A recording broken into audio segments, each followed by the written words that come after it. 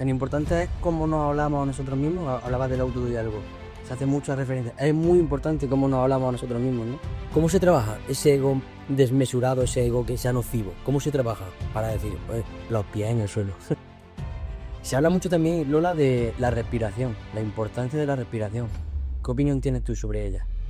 Llegamos ahora a un apartado que es vital en la vida de cualquier deportista de élite, que es el momento del retiro, el abandono de tu carrera profesional. Una persona que se ha dedicado desde muy temprana edad, su vida ha sido por y para ese deporte, y llega el momento de a los 30, 30 y tantos, 40, porque ahora duran un poquito más, cambio de vida. Hay miles de casos de que no lo han sabido llevar, juego, alcohol, un largo etcétera. ¿Cómo se gestiona ese cambio de vida a una temprana edad? Porque al final con 40 años eres súper joven. ¿Cómo se gestiona ese trasvase de vida? Vale, pues... Muy buenas, señoras y señores, chicos y chicas, y muchísimas gracias por estar ahí. Bienvenidos a otro episodio de Preguntando desde la Raíz. Pero en primer lugar, permitidme que quiera agradecer a la asociación La Calzada del barrio de Bozabanco por cederme, por prestarme su establecimiento, su casa, para poder llevar a cabo esta entrevista. De verdad, muchísimas gracias de todo corazón. También quiero agradecer a toda la gente que me hizo caso en el último llamamiento y se suscribió al canal, que vi que fue un poquito, pero hubo un aumento en las suscripciones del canal. Haceros hincapié en la suscripción no es por nada, simplemente porque a mayor número de suscriptores tenga el canal, mayor repercusión tendrán las entrevistas y más gente querrá pasar por estas sillas y poder sentarse conmigo y yo hacerlo llegar a cada uno de vosotros y vosotras. En el episodio de hoy tengo la suerte de hablar con una chica, con una profesional que admiro muchísimo, y en un tema que está muy a la orden del día, como es la psicología en el deporte. Ella es Lola Jiménez, que tiene bastante experiencia en el ámbito deportivo junto con la psicología, y como digo, es un tema recurrente, es un tema que está a la orden del día, la importancia para los deportistas de élite, incluso amateur. Estoy seguro que la forma de comunicarse, la forma de ser y de transmitir de Lola no va a dejar indiferente a nadie, aparte de que la temática, como digo, es muy atractiva. Espero que disfrutéis de la entrevista tanto como la he hecho yo. Simplemente deciros, antes de dejaros con la entrevista de Lola, que os suscribáis, como digo, que no cuesta nada, que es hacer un clic, que a mí me ayuda muchísimo, al canal le ayuda muchísimo para crecer y así poder traer cada vez más gente y que mucha gente quiera pasar por aquí. Sin más preámbulos, os dejo ya con la entrevista de Lola Jiménez, psicóloga en el ámbito deportivo. Bueno, pues tal y como he dicho, hoy tengo el placer de tener conmigo a una profesional en la psicología del mundo del deporte, como es Lola Jiménez. Muy buenos días. Buenos días, Fruto. Un placer. Para todo aquel o aquella que nos esté viendo y que no sepa quién es Lola, ¿quién es Lola? ¿Cómo la definiría? Bueno, una pregunta un poco difícil, creo. Bueno, pues Lola es una chica a la que le encanta su profesión. Lola es una chica a la que le gusta comunicar, escuchar, sentir y hacer sentir. Y bueno, pues descubrió poco a poco, a lo largo de su experiencia, descubrió que la psicología le podía ofrecer muchas cosas de las que resonaban con ella, con su identidad, con su esencia, y nada, pues se aventuró a formarse como psicóloga, y el área deportiva pues siempre ha estado muy presente en mí, en mi vida. Y nada, pues la psicología deportiva me ha brindado un área en la que me puedo identificar. Para poner en contexto, vamos a contar un poquito tu historia. Te crías en Montalbán. ¿Cómo era esa Lola de pequeña? Bueno, pues esa Lola era una chica, sobre todo lo primero que me nace decirte es que la menor de 3 hermanos. Tengo 2 hermanos mayores, el mayor me lleva 14 años y el mediano me lleva 9. O sea, la única chica de la casa. La única chica, sí. Y nada, pues yo he tenido mucha relación con mi hermano y con el círculo de mi hermano. Una familia muy extensa, muchas primas, también mayores que yo. Entonces es una chica que se cría y se educa en un contexto de personas un poquito más maduras, ¿vale? Y eso pues me brinda, por una parte, algo muy positivo, que es escuchar muchísimo a las personas mayores, aprender muchísimo de ellas a una edad muy temprana. Y también pues te diría que con cierta resistencia a a relacionarse con sus iguales, por eso de que no me brindan lo mismo que me brindan las personas más adultas. Y nada, pues he tenido la suerte de rodearme de gente con una calidad humana impresionante y que me han brindado muchas herramientas y muchas habilidades a muy temprana edad. Una asunción de la responsabilidad alta y nada, pues con mucha suerte, muy afortunada. Una Lola niña muy afortunada. Con esa madurez, digamos, prematura, por circunstancias familiares, como has dicho, ¿cuándo dirías que llega la psicología a tu vida? Ujú. Bueno, pues primero llega el contacto con el deporte, ¿vale? Mi hermano mayor, mi hermano Miguel, que me lleva 14 años, pues me brinda el contacto con el fútbol de una forma muy bonita. Es un seguidor del Betis férreo. Tenemos mucho. Y nada, pues me brinda un contacto con el fútbol súper bonito. Y mi hermano mediano, pues me abre el contacto con la Fórmula 1, con la MotoGP, con el boxeo. O sea que en mi casa la tele siempre estaba puesta con contenido deportivo. Cuando salía con mi hermano, que he tenido también mucha relación con su círculo, se hablaba de deporte. Entonces es una chica que se ha educado ahí en el deporte y escuchando hablar de deporte. Y bueno, pues de pequeña yo quería ser periodista deportivo. Creía que lo tenía claro. Y ya en mi contacto con la filosofía, a raíz de la secundaria, cuando creo que tengo la suerte de tener un profesor de filosofía, José Carlos Ruiz, filósofo cordobés, me abrió las puertas de la filosofía durante 2 años dentro de la secundaria.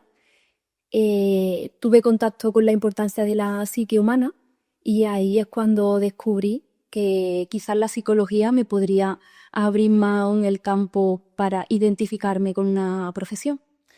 Gracias desde aquí a ese profesor por ofrecernos este pedazo de psicóloga. Si tuvieses que decir qué nos hace falta saber de tu pasado para conocer a la Lola actual, ¿cómo lo definirías? Bueno, una pregunta interesante. Pues Lola es una chica a la que le gusta ayudar, siempre disponible a escuchar, con una alta autoexigencia para brindar ayuda y para acompañar de una forma humana. Y eso me ha hecho trabajar mucho en mí, ¿vale? He tenido el compromiso de hacer un trabajo conmigo para que eso que me identificara no se convirtiera en un arma de doble filo y aportarme bienestar, identidad, pero desde un bienestar y una calidad de vida positiva. Y eso pues me ha acompañado para desarrollar mi profesión sin tener transferencias que puedan resultarme peligrosas para mí. Supongo que también la psicología es continua formación, ¿no? Totalmente, Fruta. Las personas somos evolución y la psicología creo que yo lo definiría como el arte de acompañar a las personas y brindarles herramientas para sostener lo que la identifica y las emociones que están sosteniendo en esos momentos. Así que es una profesión que nos ancla a la formación, a abrirnos a recibir todo lo que pueda venir y nos pueda sumar para seguir acompañando a las personas. Y bueno, pues dentro de la psicología del deporte, afortunadamente, hay mucha mayor conexión con la importancia y pues nada, asumo esa responsabilidad en mi día a día de estar en continuo contacto con la formación. Además, pues hay muchas áreas distintas dentro de la psicología y todas de ellas pues nos pueden sumar a acompañar a una vida que ya de por sí la vida de una persona pues tiene mucho contenido. Así que hay que formarse para poder acompañarla de la forma más enriquecedora. Sin embargo, hay muchísimos avances, pero no hay nada tan abstracto, por así decirlo, como es la mente humana, porque yo creo que es el campo que más nos queda por recorrer todavía. ¿Cómo se trabaja en el deporte esa psicología? ¿Tan importante es en el deporte? Sí, claro que es importante. Bueno, creo que que cada vez se le está dando más importancia porque en el mundo, sobre todo profesional, creo que cada vez son menos las diferencias que hay entre física, técnica, táctica y le estamos arrojando conciencia a que el área psicológica pues, puede ser la que marque realmente la diferencia. Y desde ahí, pues trabajar y familiarizarnos con conceptos como potenciar el rendimiento, la cohesión, el sentido de pertenencia, un autodiálogo enfocado en la potenciación de lo que soy, y esos son conceptos pues, que se le está dando el lugar que requieren en el área de la psicología y en el crecimiento personal del deportista. Tan importante es cómo nos hablamos a nosotros mismos. Hablabas del autodiálogo. Se hace mucha referencia. Es muy importante cómo nos hablamos a nosotros mismos, ¿no? Es muy importante el autodiálogo que recibimos por parte nuestra. Somos las personas que sí o sí vamos a convivir con nosotros mismos toda nuestra vida. Estamos en continua relación con nosotros mismos y obviamente si es importante el cómo le hablamos a los demás, cómo no va a ser importante lo que estamos sembrando con ese autodiálogo en nosotros mismos. Un autodiálogo basado en la autoaceptación, la autocompasión, un trato humano. A veces, pues, la autoexigencia que tenemos en nuestro día a día, la hiperproductividad, la hiperestimulación, nos hace sentirnos un poco robots, un poco máquinas. Y ese autodiálogo que nos humaniza puede ponernos los pies en la tierra y practicar esa compasión que es tan importante y que cuesta tanto tenerla en la mentalidad del deportista, sobre todo si es de competición. ¿Cuál es el mayor desafío al que se enfrenta psicológicamente hablando un deportista, un atleta? Bueno, pues yo te diría que el aprender a competir. Para mí el aprender a competir es una inversión y ahí me enfoco en las edades tempranas. Enseñar a competir a un niño o a una niña es una inversión de vida. Y con eso te conectaría la importancia de educar en el pensar, la importancia de enseñar a pensar. Y ahí se me ocurrió ponerte el ejemplo de pues que hace años los deportistas se formaban más en la calle que en otros contextos, en esa soledad de la calle. Y ese contexto brinda el pensar quizá más por ti mismo y labrarte una autonomía que puede ser una herramienta de bienestar. En estos tiempos pues tenemos también la suerte de formarnos en club, en campus, en academias, en escuelas. Eso es también súper positivo porque la calle pues también tiene la carencia de la referencia, las reglas, la estructura, las herramientas de aprendizaje. Pero el invertir en enseñar a pensar hace que los niños y que el adulto no se convierta en ese robot y esa máquina de competir. Hablando de esa autonomía que tienen que adquirir, ¿no?, los deportistas, sobre todo cuando ya llegan a altos niveles, aguantan o sufren mucha presión, padecen de ansiedad. ¿Qué técnicas podrías tú aportar o decir que pueden ser buenas para controlar, ¿no?, esa presión y según qué momentos de alta tensión, alta responsabilidad? Uh-huh. Vale. Yo me encuentro en muchas ocasiones el miedo al error, ¿vale? Y el miedo al error, pues también te lo conecto con la importancia que hay en formar y familiarizarnos con el error. El error es una herramienta que viene para enseñarnos, no para castigarnos. Eso también es súper importante trabajarlo en etapas formativas, dentro de cualquier deporte en etapas formativas, ¿no? El aprender a familiarizarnos con el error para que no se convierta en un castigo que nos provoque una frustración, un miedo que haga que nuestro sistema de protección vaya en cesta en todo momento. Uh-huh. Y convertirnos en personas que están limitadas a la hora de ejercer el deporte, de practicar el deporte que nos gusta. Otra de las cosas es que solemos acompañar el tipo de deporte que practicamos con el jugar a fútbol, jugar a tenis, jugar a tenis, y se infravaloriza la palabra juego. Porque como que lo conectamos con divertimento puro y duro. eso es, con poca seriedad, poca responsabilidad, un nivel bajo de compromiso, y la palabra juego nos brinda lo necesario también para equilibrar la competición, porque es súper importante disfrutar del camino, si no, ¿a qué hemos venido aquí, no? Y otra cosa que te diría es la palabra expectativa. ¿Qué sería de nosotros si no esperáramos nada de la vida?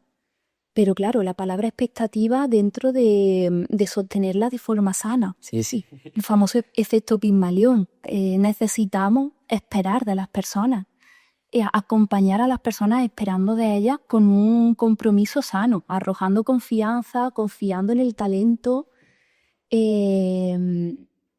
potenciando esa seguridad, ¿vale? Hay que arrojar expectativas y por parte de la referencia, la figura, la figura del líder, la figura de la referencia, la figura de un entrenador, es súper importante para el deportista, ya sea a nivel individual o a nivel de grupo. Sí. Es súper importante acompañar en el momento que esté cada persona, y sobre todo en el deporte de grupo me resuena decirte que, o por lo menos me encuentro mucho eso a nivel profesional, con que los tenemos que tratar a todos igual. Y para mí eso también es una media verdad. Hay que tratarlos todos con el mismo respeto, pero a todos por igual no, porque cada persona somos únicas y hay que respetar nuestra autenticidad. Estoy totalmente de acuerdo con esa reflexión. De hecho, Vicente Del Bosque, que fue seleccionador de la selección española, decía que no hay nada más injusto que tratar a todos por igual, porque no todos necesitan lo mismo. Me quedo con dos cosas que acabas de decir muy interesantes. Lo de la palabra juego, yo no había caído en esa reflexión, y es verdad que decimos jugador de fútbol, jugador de tenis, y se asocia a diversión, no a profesionalidad, y es verdad que es interesante. Y otra cosa que has dicho, lo de las expectativas, al final muchas veces la presión, esa ansiedad puede venir también marcada por esas expectativas, ¿no? La importancia de mantener la calma en momentos. ¿Cómo, yo por ejemplo me considero una persona muy nerviosa, cómo mantener la calma en un momento que sabes que pues hay mucha gente pendiente de ti precisamente por esas expectativas que tú decías? Totalmente. A veces las expectativas, cuando son demasiado altas, se convierten en armas de fuego que pueden llegar a bloquearnos de tal forma que nuestras capacidades se anulen, ¿sí? ¿O qué? O se limiten. El mantener la calma tiene que ver también muchísimo con cómo nos vamos a enfrentar al momento de competición o a un momento importante, ¿vale? El enfoque que yo le doy a ese momento, porque si le doy un enfoque de la oportunidad para disfrutar y demostrar lo que me gustaría, porque tengo un objetivo resultado, y ese objetivo resultado, ¿vale? A veces cuando nos enfocamos mucho en el objetivo resultado, la calma la perdemos. Y quizá ese objetivo resultado hay que analizarlo con objetivo rendimiento. El objetivo rendimiento me hace adquirir una sensación de control mucho más alta, ¿vale? Me enfoco en esos objetivos de rendimiento y quizá mi seguridad y mi nivel de control aumenten, ¿vale?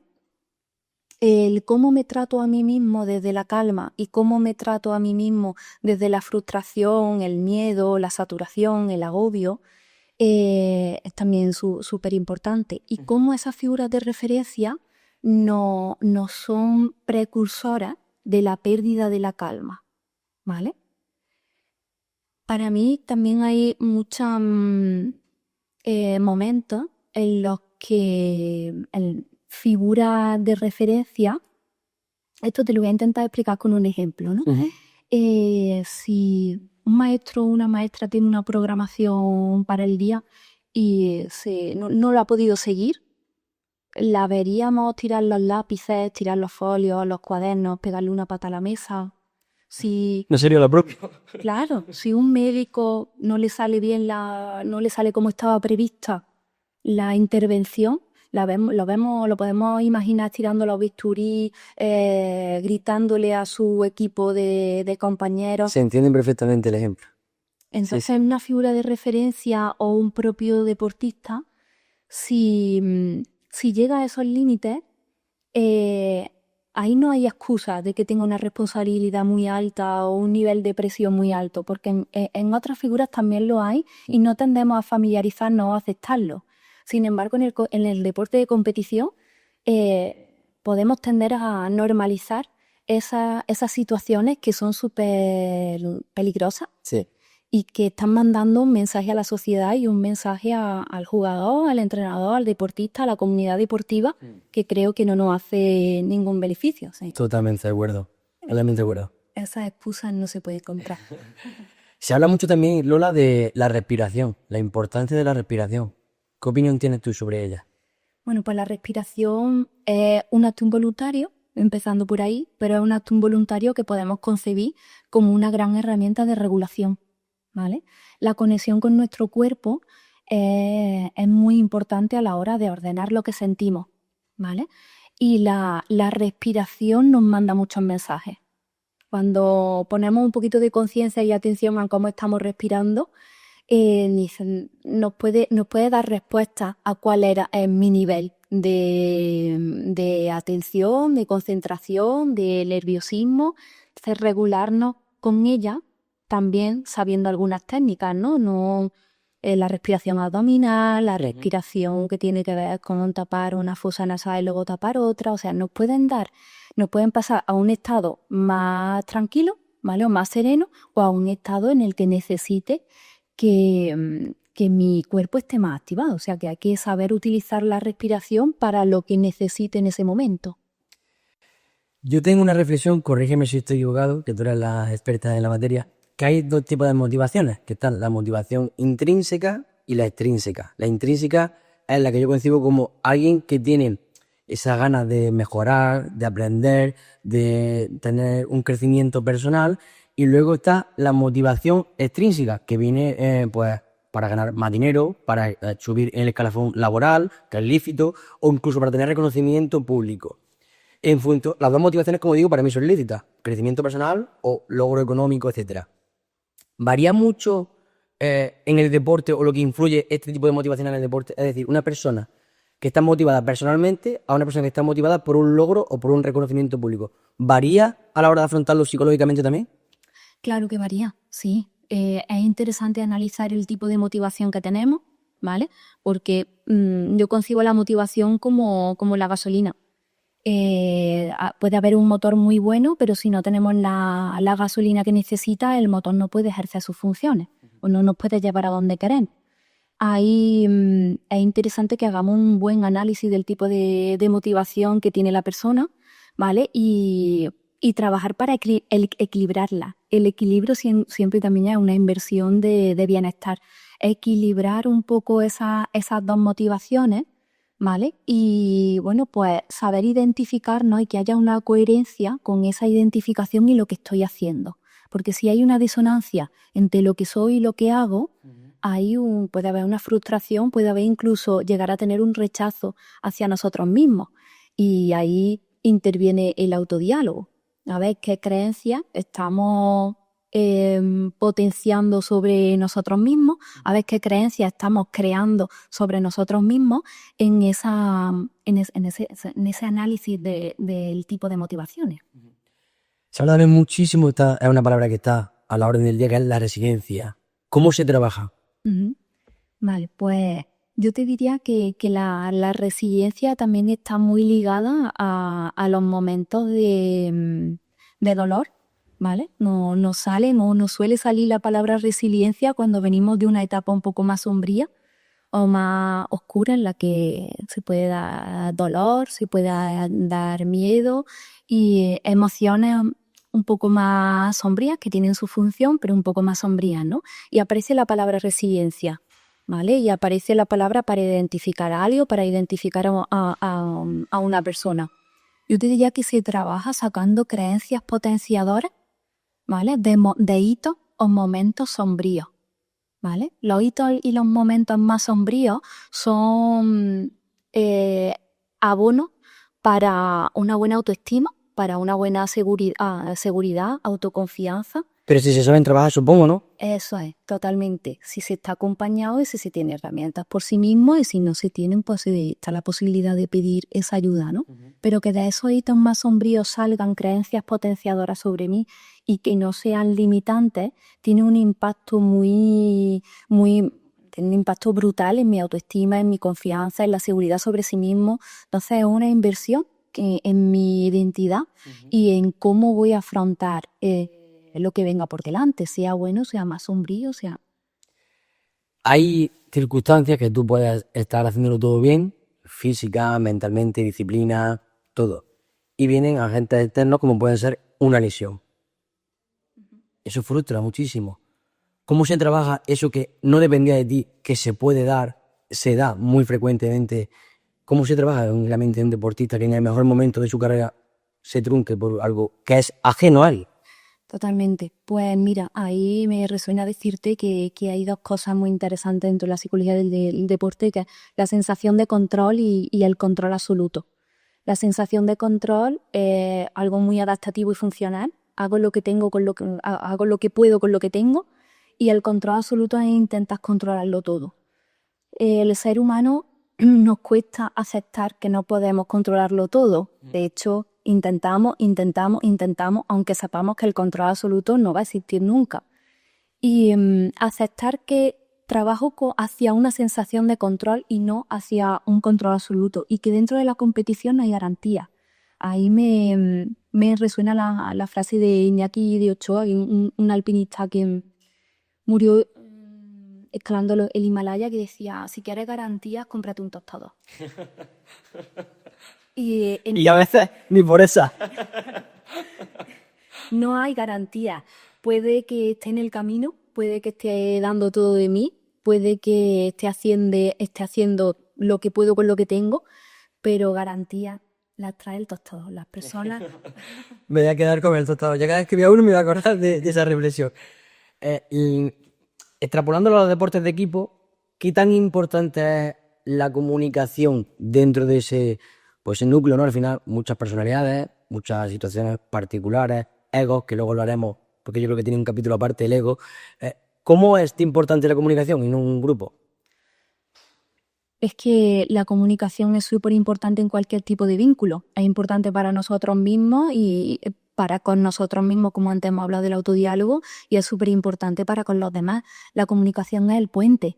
Si no tenemos un puente fuerte por el que pasar responsabilidad, expectativas, habilidades que te brindo, si el puente no está fuerte, no tenemos conexión, no hay conexión. Entonces, claro que la comunicación es algo en lo que hay que invertir de una forma constante. De hecho, yo creo que en cualquier ámbito, no solo en el deporte, porque, por ejemplo, recuerdo que en tu presentación has dicho que Lola era una chica que le gusta comunicar. O sea, antes que psicóloga, te consideras comunicadora, porque yo creo que la comunicación está a la orden del día.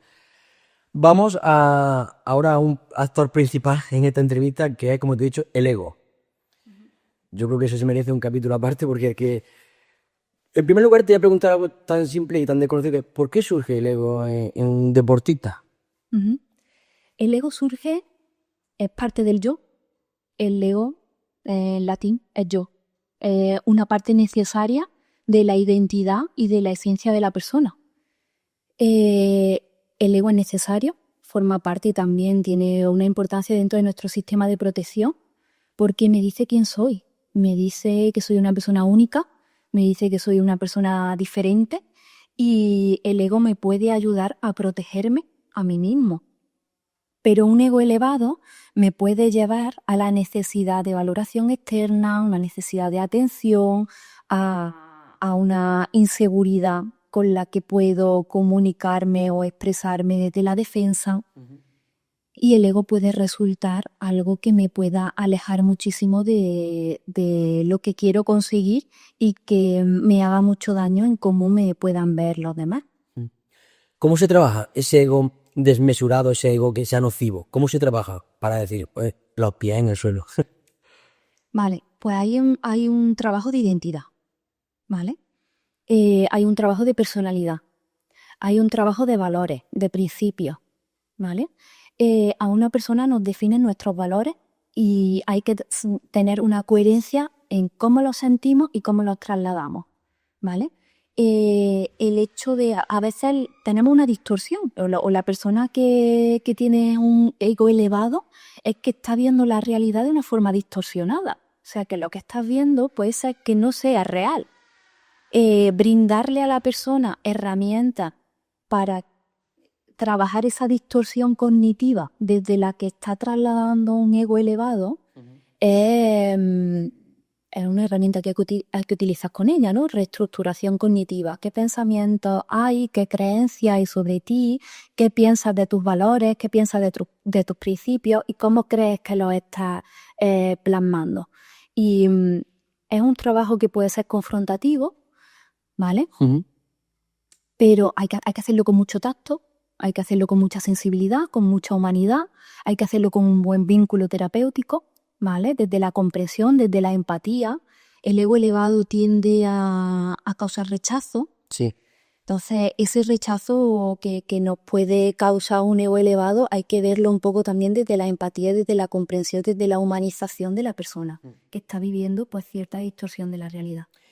Y con esa gestión, con ese ego tan desmesurado, ¿cómo se gestiona un fracaso? Porque supongo que tiene que ser difícil, ¿no? Porque el ego, la culpa no es mía. Claro. El error, lo primero que lo aceptemos. Se normalice, ¿no? Claro, que aceptemos que me he equivocado. Eso es, desde el ego es brutal hacerlo. Ver qué parte de responsabilidad me pertenece a mí, ¿vale? Analizar error, analizar fracaso. El error es algo que puedo asumir y el fracaso es algo que atenta contra mi estado de ánimo. Y el estado de ánimo forma una parte fundamental en la tríada del comportamiento humano, ¿no? Las personas somos pensamientos, emociones y conductas. Son 3 cosas que están interconectadas directamente, ¿vale? Como nuestras emociones, como nuestros pensamientos y como nuestra conducta nos hacen entender el mundo y entendernos a nosotros mismos. Te voy a preguntar ahora por el entrenamiento mental. Hay diferentes técnicas, está también muy de moda, muy a la orden del día, la meditación, la visualización, ¿no? De visualizarte en el escenario, en el momento en concreto. No sé si son técnicas que tú recomiendas o conoces alguna particularmente que te pueda ayudar para ese entrenamiento mental, ¿no? Yo tengo una cita importante, me voy a imaginar en ese escenario, voy a meditar. ¿Qué técnicas recomienda Lola para ese entrenamiento mental? Bueno, pues yo te diría, Frutos, que no hay ninguna técnica estrella que nos pueda valer a todo el mundo.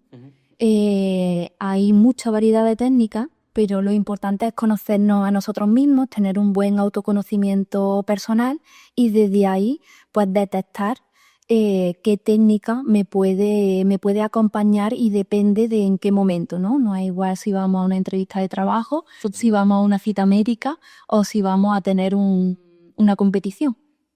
Tener un repertorio de técnicas con las que regularme, pues siempre es interesante para la persona porque es un abanico al que puedo recurrir, depende de dónde esté, ¿no? Primero un chequeo, cómo me encuentro, qué creo que necesito. La conexión con las necesidades personales es súper importante, que a veces pues no tenemos ese encuentro con nosotros mismos de, oye, ¿qué necesitamos? ¿Qué necesito? ¿Vale? Y incluso tendemos a no tener ese encuentro con nosotros mismos y poder arrojarnos a las personas que están a nuestro alrededor, a las personas que nos conocen, ¿vale? Arrojamos nuestras propias necesidades a las personas que están a nuestro alrededor. Y ahí también perdemos nuestra identidad y perdemos el control y la asunción de la responsabilidad que tenemos sobre nosotros mismos. Hay un abanico exponencial de técnicas. Tú has dicho la visualización, la meditación, la ancla, la rutina, la relajación de Jacobson, la relajación. Ahí volvería a entrar la respiración, ¿no? Todas esas cosas. Eso es, totalmente. Entonces hay una variedad de técnicas súper interesantes y ahí diría pues que las personas tenemos que hacer un ejercicio de autoconocimiento importante para llegar a conocer la técnica que a cada uno nos puede funcionar. Qué importante es eso que has dicho del encuentro con uno mismo, me parece un tema muy, muy interesante. Llegamos ahora a un apartado que es vital en la vida de cualquier deportista de élite, que es el momento del retiro, el abandono de tu carrera profesional. Una persona que se ha dedicado desde muy temprana edad, su vida ha sido por y para ese deporte, y llega el momento de a los 30, 30 y tantos, 40, porque ahora duran un poquito más, cambio de vida. Hay miles de casos de que no lo han sabido llevar, juego, alcohol, un largo etcétera. ¿Cómo se gestiona ese cambio de vida a una temprana edad? Porque al final con 40 años eres súper joven. ¿Cómo se gestiona ese trasvase de vida? Vale, pues ahí te diría que el deportista de competición, la competición en sí está relacionada con todos los aspectos de su vida, con su tipo de ocio, con su tipo de personalidad, con su carácter, con su personalidad, con su alimentación, con su salud. Entonces, la competición tiene mucha conexión con la identidad global de la persona. Y cuando eso desaparece, ¿cómo se queda la identidad de la persona? Estamos intentando sanar, sostener, recomponer una identidad a la que le hemos quitado mucha parte. Entonces estamos gestionando un vacío, un duelo.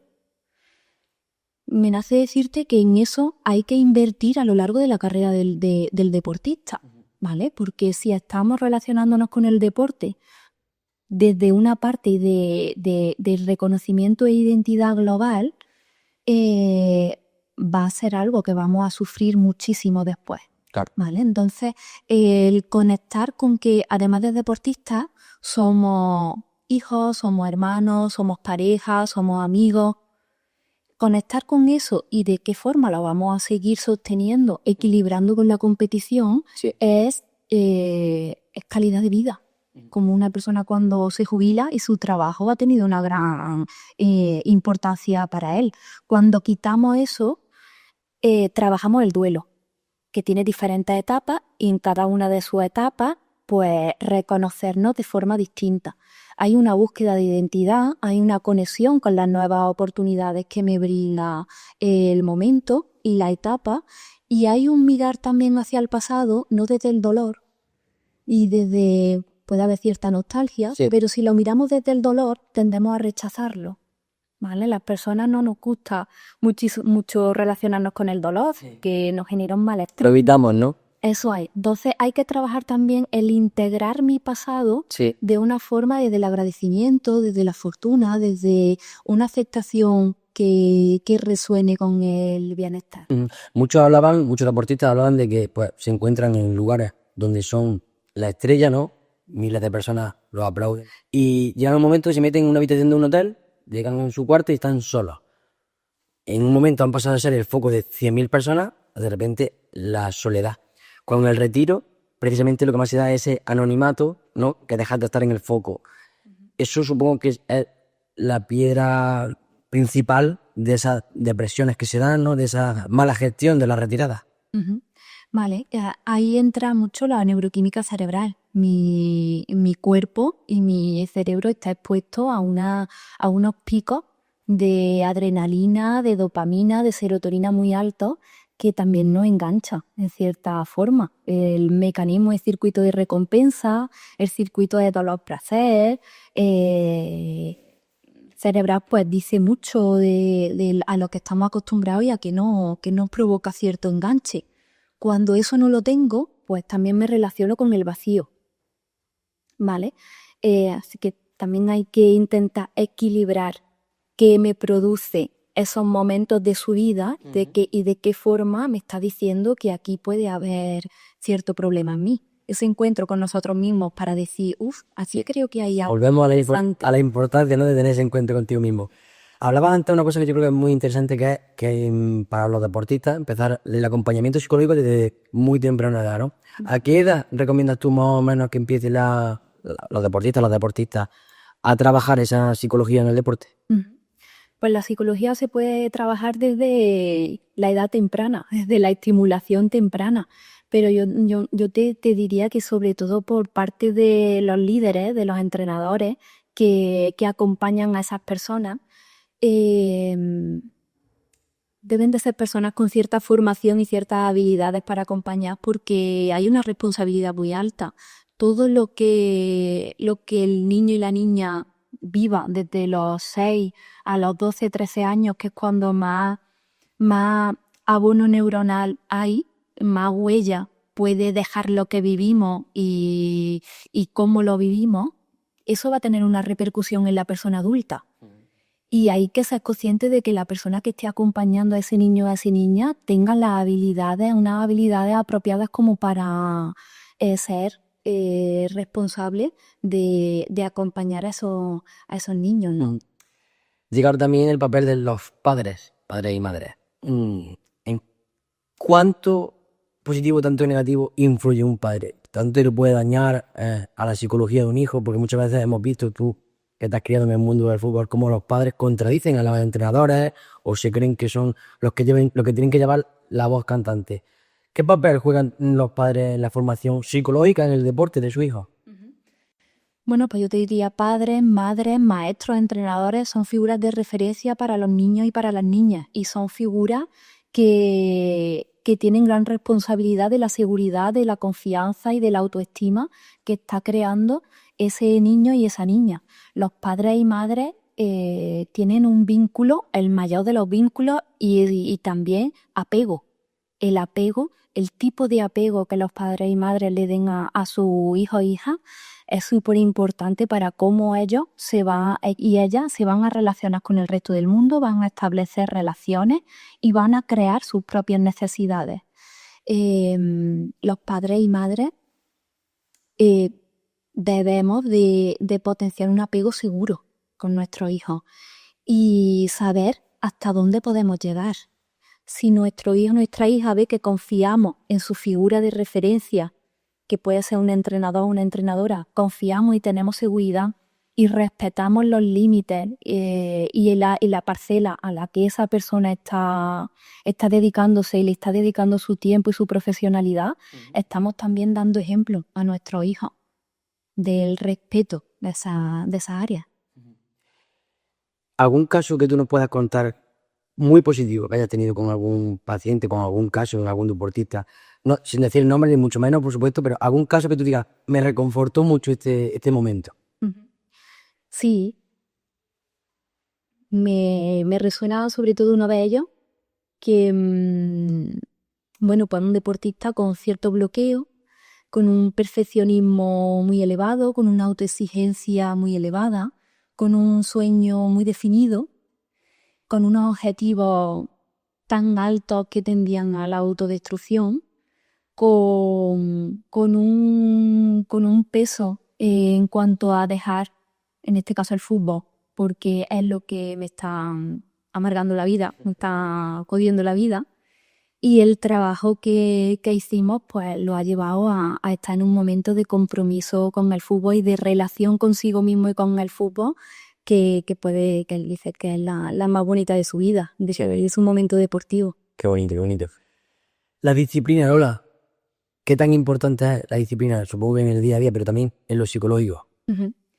La disciplina pues es súper importante porque nos arroja compromiso. Si queremos algo, hay que trabajarlo, hay que comprometernos, hay que esforzarnos. No solo tenemos un talento, el talento no vale solo el talento. Hay que acompañarlo de trabajo, de esfuerzo, de compromiso, de confianza, de seguridad por parte de nosotros y por parte de los líderes y las personas de referencia que nos acompañen. El contar con una disciplina positiva, ¿vale? Por parte de esas figuras de referencia y aplicárnosla a nosotros mismos. La disciplina positiva no solo se debe de aplicar a edades tempranas, sino a edades también adultas, que somos merecedores del bienestar y a veces pues solo nos sentimos merecedores de ganar y de obtener un resultado. Pero ¿dónde queda el bienestar personal? Totalmente, totalmente. Se habla mucho también de deportistas como, por ejemplo, me viene a la mente el caso de Andrés Iniesta, que dijo que él tuvo una etapa muy importante de su vida que tenía depresión. ¿Cómo puede ser que un jugador que tiene el mundo a sus pies, que tiene dinero, tiene lujo, hace lo que le gusta, que estaría, supongamos, en la vida que todos querríamos tener? ¿Cómo se puede tener depresión en un momento como eso, en una situación como un deportista de élite? Pues la mente humana es como una linterna. Puede ser que tú veas algo que yo no estoy viendo y tú puede ser que veas una oscuridad que yo no estoy viendo. Entonces, esos momentos en los que detecto que algo no va bien, que me estoy relacionando conmigo mismo de una forma destructiva, que quizás no esté concediendo la realidad como es y que me esté diciendo por qué estoy así y esté confrontando conmigo mismo, si lo tengo todo, ¿por qué? Esa frase también es muy dañina, porque no nos humaniza. Somos personas sentidoras y tienes derecho a estar mal aunque lo tengas todo. Asumir que tengo derecho a estar mal pese a que lo tenga todo es humanizarme. Es decir, vale, pues ahora me toca intentar sostenerme de otra forma, intentar pedir ayuda, asumir que puedo necesitar ayuda para sostener este momento y hacer las cosas. Esto me ofrece una evolución. Bueno, Lola, ahora vamos a la parte más suave de la entrevista. Pregunta rápida, responde brevemente o si en alguna te quieres explayar un poquito más te puedes explayar y más o menos sin pensar, ¿vale? Lo primero que se tenga en la cabeza. Una canción, Alas de Chinoa. un lugar. Un lugar. Zahara. La psicología en el deporte es Cada vez más necesaria que nos familiaricemos con ella. La resiliencia es Una inversión de vida. la vanidad o ego desmesurado, como hemos dicho, es Humano. un sueño por cumplir de Lola. Te diría que seguir acompañando a las personas que aparecen en mi día a día de forma tan bonita como lo siento ahora. Un sueño muy bonito. ¿Ducha fría o caliente? Caliente. La envidia es, Humanizadora. si tuvieses que elegir, motivación o disciplina. Ambas son iguales de necesarias. Sin motivación no hay movimiento y sin disciplina quizás pues no llegue hacia a donde quiero. ¿Pedir perdón o perdonar? ¿Qué es más difícil? Depende de la persona, de su carácter, de su personalidad, de su autenticidad. Para Lola, ¿qué es más difícil? Pedir perdón o Perdonar. perdonar. ¿Qué es más difícil? ¿Qué te cuesta más a ti? Perdonar. Esperaba que, no sé por qué, me esperaba que me digas esa respuesta. ¿Qué es más difícil? ¿Perdonar a alguien o perdonarte a ti misma? Perdonarte a ti misma. ¿Por qué? Porque puede haber un choque con los valores y con los principios que hay en ti y eso conlleva una reestructura o puede conllevar cierta reestructura de la identidad. Hace tiempo me planteé esta pregunta yo mismo y me pasó lo que a ti. O sea que he respondido, yo a mí mismo tuve ese encuentro y he respondido lo mismo. Una virtud de Lola La escucha. y un defecto. La autoexigencia.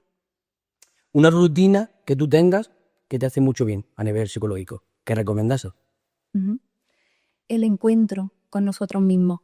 Al final del día, al principio del día, hacer un encuentro conmigo misma, hacer un chequeo, ver qué hay en mí y tenerlo presente para sostenerme a lo largo de ese día.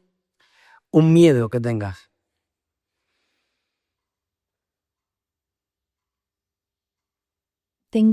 Puedo tener miedo a sentir el fracaso. Es algo que trabajo diariamente con mis pacientes y el fracaso es devastador como estado. Un libro.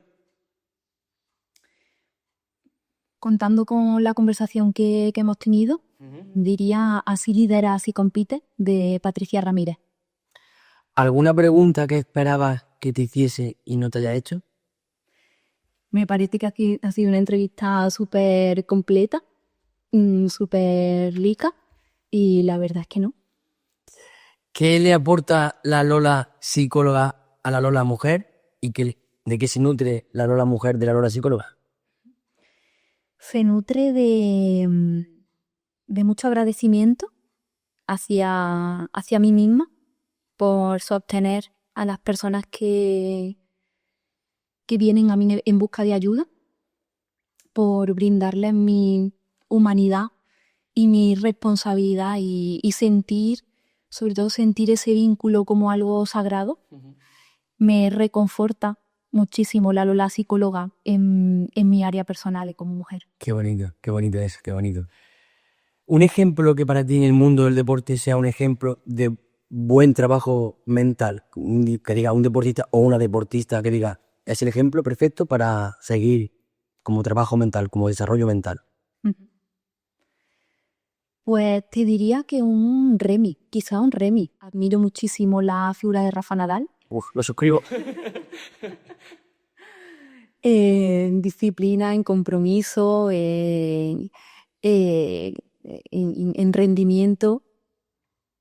También me viene a la cabeza Joaquín de Loeti, Sí. que es una figura desde la diversión, desde la distensión, que da sentido al juego, al vínculo, al sentimiento de pertenencia. El sentimiento de pertenencia no hemos hablado mucho, pero para mí me parece que es súper importante ser consciente de los colores y del escudo, en este caso en el fútbol, ¿no? Pero de sentirlo, de saber de dónde vengo y de sentirme parte de. No soy solo yo como identidad, sino yo parte de. Y me viene a la cabeza mi afición por el cine y por las películas de Rocky Balboa. Si Rocky Balboa fuese real, también te diría Rocky Balboa. Aquí va lo va. Sí, me encanta también el boxeo. Ahora tenemos el ejemplo de Ilia Tupuria también, ¿no? Una persona que se ha criado en un momento, unas circunstancias complicadas, fíjate, y al final tiene ese sentimiento de pertenencia, porque al no ser español de nacimiento, se siente como tal, ¿no? Porque España le ha brindado esa oportunidad. Si tuvieses que preguntarle algo a alguien, si tú estuvieses en mi lugar y pudieses preguntarle algo a alguien del mundo del deporte, ¿a quién le preguntarías y qué le preguntarías? Ahí me nace diferencia entre el salario económico y el salario emocional. Por todas las personas que se están yendo a los Emiratos Árabes y a Saudí, de aquí, Sí, perfecto. creo que dándole un Perfecto. valor. Volvemos a lo de la motivación intrínseca e intrínseca, ¿no? Allí se van por dinero, aquí se quedan por desarrollo personal, por así decirlo. ¿Y a quién se lo preguntaría? Pues a las personas que lo están haciendo. No te diría A uno en particular. Y ya para finalizar, si tuviese que escribir un libro hasta la fecha de toda tu trayectoria como psicóloga en el mundo del deporte, ¿qué título tendría ese libro? Buah. Aquí te digo que te lo piensas. Pues me nace decirte algo que a lo mejor es un poco ridículo, pero es lo primero que se me ha ocurrido. De más zanahoria y menos palo. A mí me encanta. A mí me encanta. Sí, estupendo. Pues nada, Lola, espero que hayas disfrutado mucho este ratito, que como ves tampoco era para tanto. Que yo te agradezco muchísimo que hayas tenido este tiempo para mí, más, pues eso, las circunstancias que tú estás ahora mismo y demás, te lo agradezco un montón. Quiero decirte que te admiro muchísimo como persona y como profesional. He tenido la suerte de poder verte trabajar en persona con niños, con padres, con entrenadoras, y por eso quería tenerte aquí, porque qué mejor que una mujer psicóloga y una pedazo de profesional. Que te deseo toda la suerte del mundo, que seguro que haremos más entrevistas, porque esto ha sido una toma de contacto. Y que nada, que vuelvo a decirte que muchísimas gracias y que aquí tienes tu cámara, tu compañero, tu amigo, para lo que necesites. Muchísimas gracias a ti, Fruta, por abrirme las puertas de tu casa, por confiar en mí, por verme con esos ojos tan bonitos y hacerme disfrutar y sentir tu calidad humana y tu calidad profesional. Así que ojalá que la primera de muchos contactos. Muchas gracias. Seguro que sí, Seré seguro que esta sí. oportunidad. Muchas gracias, Lula. A ti.